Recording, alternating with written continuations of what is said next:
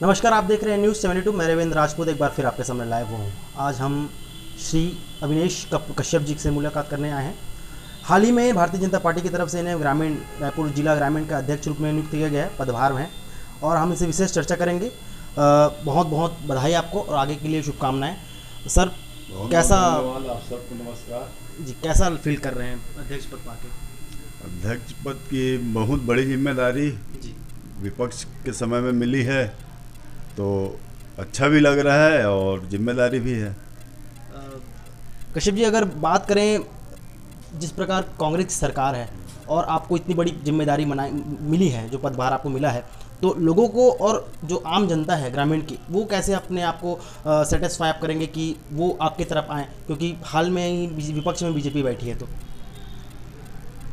Bharatiya Janata party का पिछला जो 15 साल का कार्यकाल था डॉक्टर रमन सिंह जी का, उसमें हमने जनता के लिए इतने अच्छे कार्य किए हुए हैं और आदरणीय मोदी जी के द्वारा भी जनहित में जितने कार्य हुए हैं, उस सब के सहारे और इस कांग्रेस सरकार के ये 2 साल के कुशासन, इनकी गलत नीतियाँ, इनका जनता को बरगलाने का जो तरीका है, वो सबको जनता को बताकर हम वापस फिर से भाजपा की पैठ बनाएंगे, भाजपा की सरकार बनाएंगे। अभी 2 दशक अगर बात करें कि 2 बछर में कांग्रेस की जो कार्य है प्रणाली, जो कहते हैं कि हम युवाओं को लेके, महिलाओं को सशक्तिकरण लेके, पुलिस व्यवस्था को लेके काफ़ी बातें करती हैं, उस पर आप कितने अपने आप को देते हैं नंबर? तमाम बातें झूठी है, इसमें बिल्कुल शून्य बटे सन्नाटा है। जब से कांग्रेस की सरकार आई है, अपराधियों के हौसले बुलंद हैं। जगह जगह रोज अपराध लगातार उसका ग्राफ तेज़ी से बढ़ रहा है। महिला सशक्तिकरण जो भारतीय जनता पार्टी ने पिछले 15 साल में नरेंद्र मोदी जी की सरकार ने, रमन सरकार ने किया है, उसके तुलना में कुछ भी नहीं है। और रही बात युवाओं की, युवाओं के लिए भी रोजगार के अवसर नहीं के बराबर। बात करें दूसरे चीज़ों पे, तो राजनीतिक दृष्टिकोण में देखें तो कांग्रेस का एक स्ट्रॉन्ग जोन है ग्रामीण, और पिछले 10 सालों से तो कांग्रेस ही वहाँ पर स्थापित है विधायक के रूप में।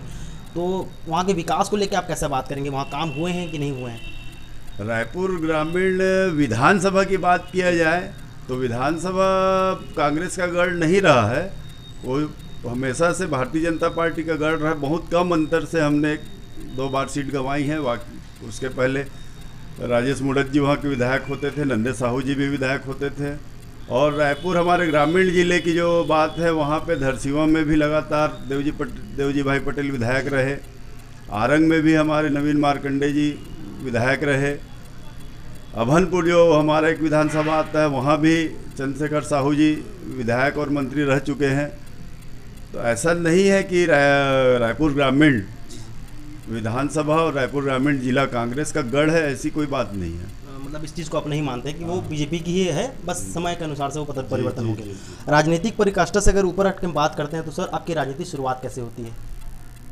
चूँकि मैं राजनीतिक परिवार से जुड़ा हुआ हूँ, हमारे घर परिवार से ही लोग पार्षद, विधानसभा का चुनाव, लोकसभा का चुनाव मैंने बहुत नज़दीक से देखा है। आदरणीय रमेश बैस जी का, श्याम बैस जी का चुनावी कार्य करते करते 1992 में राम जन्मभूमि आंदोलन के बाद से पूर्णकालिक भारतीय जनता पार्टी की ओर झुकाव हुआ और पूर्णकालिक कार्यकर्ता के रूप में मैंने अपना कार्य प्रारंभ किया। और भारतीय जनता युवा मोर्चा में मैं जिले का, रायपुर ग्रामीण जिले का उपाध्यक्ष का पद मुझे प्राप्त हुआ। उसके पश्चात लगातार मैं भारतीय जनता युवा मोर्चा रायपुर ग्रामीण जिले में महामंत्री अध्यक्ष के रूप में कार्य करता रहा। उसके पश्चात भारतीय जनता मजदूर मोर्चा के प्रदेश महामंत्री का दायित्व भी मुझे मिला 2 बार। वर्तमान में इसके पहले मैं भारतीय जनता पार्टी रायपुर ग्रामीण जिले में जिला महामंत्री पद का भी निर्वहन किया है और अभी मुझे भारतीय जनता पार्टी रायपुर ग्रामीण जिले का अध्यक्ष के पद का दायित्व मिला है। आखिरी सवाल, अगर हम बात करें तो अपने आइडल किससे मानते हैं? किस नेता को देख के आप बड़े हुए कि हाँ, मुझे इनकी पर्सनालिटी बहुत अच्छी लगी?